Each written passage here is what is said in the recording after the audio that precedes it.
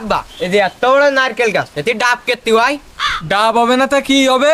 কেন আব্বা, আম জাম কাঁঠাল লিচু এইসব হবে?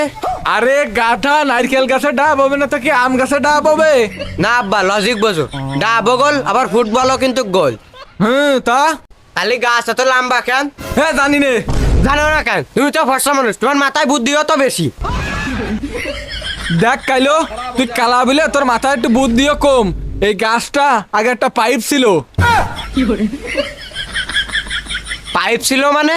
হ্যাঁ, এই গাছটা আগে পাইপ ছিল, এই পাইপটা জমে এখন গাছ হয়ে গেছে। আর গাছের উপরে ওই যে ওই ডাব দেখতেছিস না, ওই ডাব আছে পানির ট্যাঙ্কি। তাহলে ডাবের খোলা তো শক্ত কেন? তুই কি মনে করেছিস ওই ডাবগুলো তোর মতো কালায় শক্ত হয়ে গেছে? আরে ওই ডাবগুলো রোদি ফুড়ে আয়রন হয়ে গেছে। আচ্ছা বুঝলাম, তাহলে ডাবের তে নারকেল কেতি হয়? ও আছে পানি ফিল্টার হয়ে এরকম হয়ে যায়। তাহলে নারকেলের ভিতরে চর্বি হয় কনতে?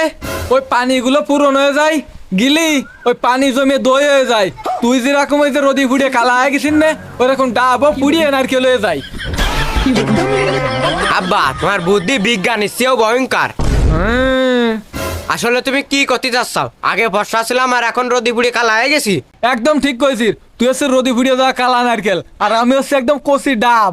আব্বা তুমি বারবার কালা করে কিন্তু অপমান করতে চাও।